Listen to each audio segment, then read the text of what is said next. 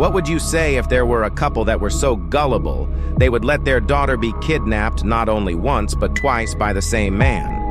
In 1974, Bob and Mary Ann Broberg were an average Idaho couple living a quiet life with their 3 daughters. But their seemingly perfect world shattered when their trusted neighbor, Robert Berchtold, set his sights on their 12-year-old daughter Jan. Berchtold ingratiated himself with the family, even forming unsettlingly close relationships with Bob and Mary Ann individually.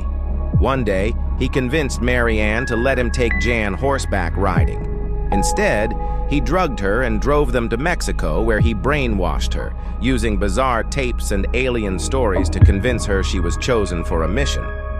To have his child by age 16, or the world would end. Berchtold contacted Bob and Mary Ann, claiming he'd return Jan if they didn't call the authorities. Desperate, they agreed. He returned with Jan and the parents didn't press charges. But why? The Brobergs had secrets of their own. Berchtold had seduced Mary Ann and engaged Bob in a sexual encounter, and he used these secrets as blackmail to keep them silent. Years later, Berchtold kidnapped Jan again. He rekindled his affair with Mary Ann to regain access to the family.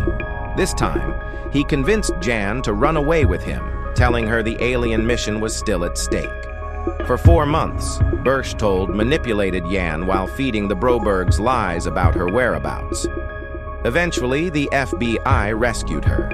Amazingly, Berchtold faced minimal consequences, thanks to his manipulation of the Brobergs and legal loopholes. Jan eventually broke free from Berchtold's control and now advocates for victims of grooming and abuse,